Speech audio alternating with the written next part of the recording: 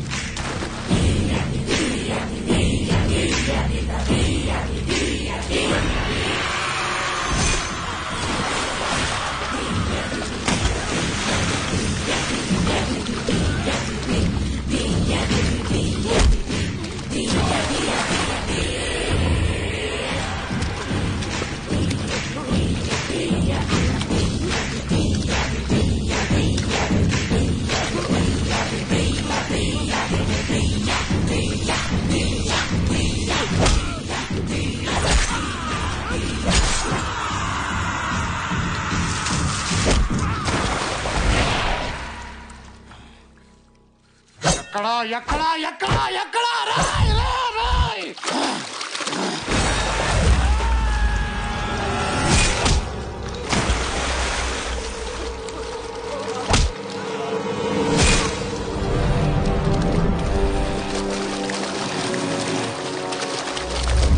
బతకండి బతకండి అంటే వినలేదు కదరా. కోత మొదలైంది. రాత రాసిన భగవంతుడు వచ్చిన ఆపలేడు.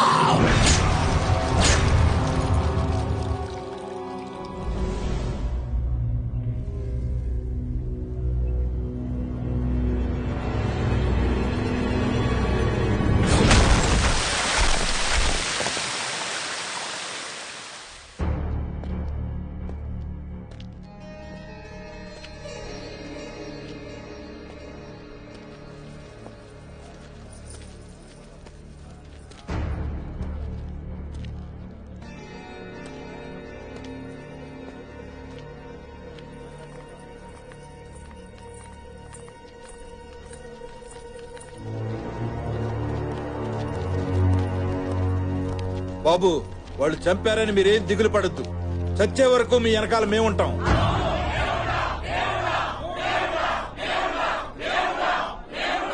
ఈ సమస్య నాది. దీంతో మీకు ఎటువంటి సంబంధం లేదు. ఇప్పటి వరకు ఈ సమస్యని ఒకలాగా చూశాను. ఇప్పుడు ఇంకోలా చూడబోతున్నారో. ఈ ఇంటి వారసుడుగా అది నా బాధ్యత. మీరందరూ బయలుదేరొచ్చు. అయ్యా వారసుడు గారు, బాగున్నారా? బాగా సెటిల్ అయ్యావు.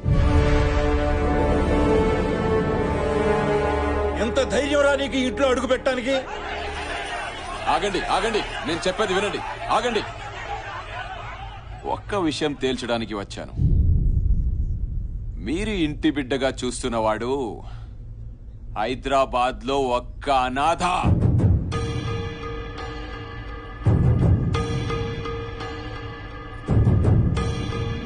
అనాథని ఇంటి పెద్ద అయినా దత్తతకి తీసుకొచ్చాడు. ఇవిగో ఫోటోస్. సొంత బిడ్డని ఎవరన్నా దత్తతకి తీసుకుంటారా?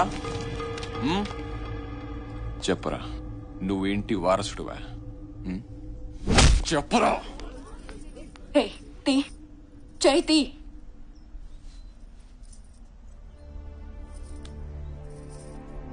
నా మీద ఒట్టేసి చెప్పు, నువ్వు నిజంగా మా తమ్ముడివి కదా?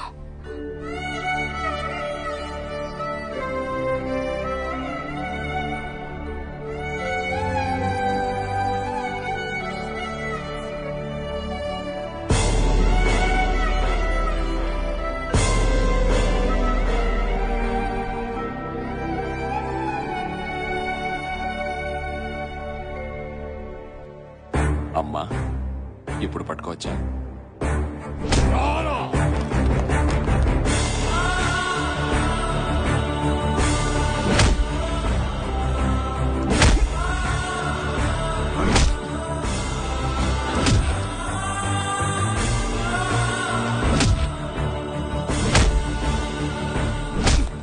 నువ్వు ఇక్కడ సెటిల్ అయ్యావంటే ఇంటి వారసుడిని ఏం చేసావు?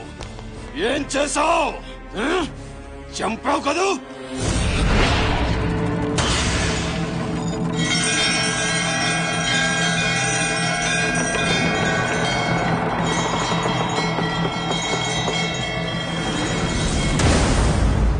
చెప్పరా, చంపావు కదూ?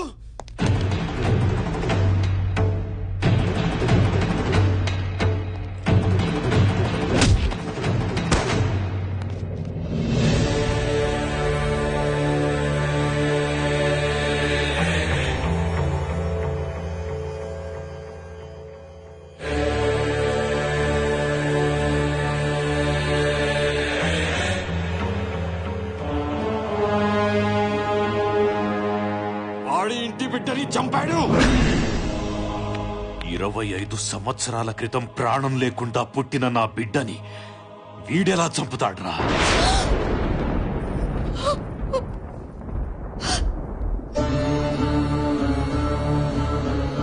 జనం కోసం, ఈ ఇంటి కోసం వాడు బతికే ఉన్నాడు, వస్తాడు అని అబద్ధం చెప్పాను. బిడ్డ చనిపోయినప్పుడే సగం చచ్చాను. శత్రువు క్షమాభిక్ష పెట్టినప్పుడు పూర్తిగా చచ్చిపోయాను. వీరుడిగా 25 ఏళ్ల తర్వాత వస్తాడన్న నీ కొడుకు రావాలి.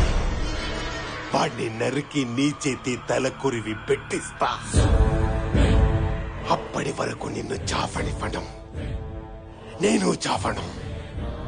ఒకవేళ పౌరుషంతో నువ్వు చస్తే నీ ఇంట్లో ఎవరు బతకరు.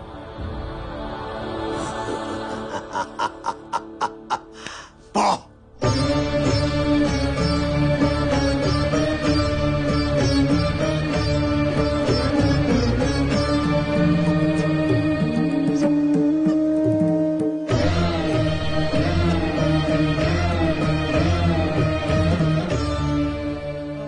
ప్రతి సంవత్సరం చినరాజా పుట్టినరోజని మీరందరూ పండగ చేసుకుంటుంటే నేను లోపల పిండం పెడుతూ బతికాను. దేవుడు ఏదో ఒక రూపంలో వస్తాడన్న నమ్మకంతో అబద్ధం చెప్పాను. దేవుడే వచ్చాడు. వారసత్వ లక్షణం రక్తం నుంచి కాదురా, మంచి చెయ్యాలన్న తత్వం నుంచి వస్తుంది. నీ రక్తం కాకపోవటం ఏంటల్లుడు, వాడు నీ బిడ్డనయ్యా.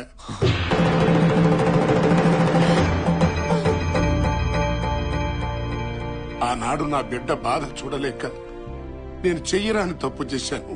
ఈ రోజు చాలా మంచి రోజమ్మా. పండంటి మగబిడ్డను కంటావు. వద్దు నాన్న, ఆడపిల్లే కావాలనుకుంటున్నాను. ఈ గొడవల వల్ల ఏం మిగిలింది నాన్న? ఆయనొక్కడు తప్ప. రేపేదైనా జరగరాంది జరిగితే ఏదో ఓ రోజు ఈ బిడ్డని కూడా రక్తపు ముద్దలా నా కళ్ళ ముందు పెడతారు. కన్న తల్లిగా అదే భరించలేను. నా బిడ్డ కోరిక నిజం చెయ్యాలి అంటే ఈ వంశంలో పుట్టే బిడ్డ శత్రువును చంపేవాడు కాదు, శత్రుత్వాన్ని ఆపేవాడు కావాలి. యుద్ధం చేసేవాడు కాదు, యుద్ధాన్ని ఆపగలిగేవాడు కావాలి. వాడు ఈ ప్రాంతంలోనే పెరుగుంటే చంపడమో చావటమో రెండే తెలిసేవి. కానీ వాడికి ప్రాణం విలువ తెలియాలి, బ్రతుకు విలువ తెలియాలి, ఆకలి విలువ తెలియాలి, కష్టం తెలియాలి, కన్నీటి విలువ తెలియాలి అని అనాథాశ్రమంలో పడేస్తే అల్లారు ముద్దుగా పెరగాల్సిన వాడు అనాథగా అల్లాడిపోయాడు. 10 మందికి వెండి కంచాల్లో అన్నం పెట్టాల్సిన వాడు అన్నం కోసం ఆకలితో ఎదురు చూశాడు. పట్టు పరుపుల మీద పడుకోవాల్సిన నా బిడ్డ ఫుట్పాత్ల మీద పడుకున్నాడు.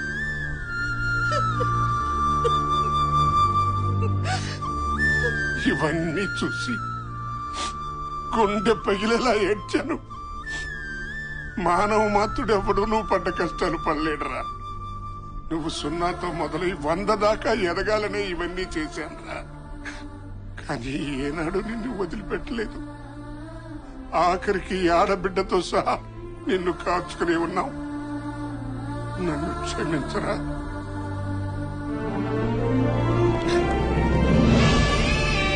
నన్ను క్షమించరా మనవడా, క్షమించు.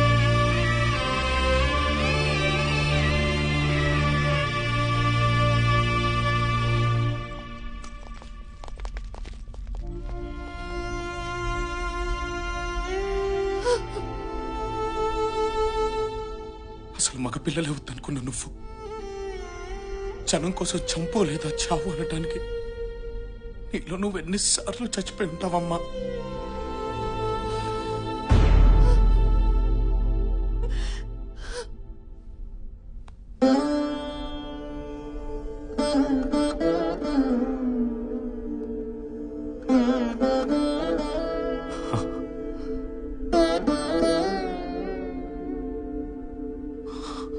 నీ తల్లి ఆశయం నుండి పుట్టిన వాడివి.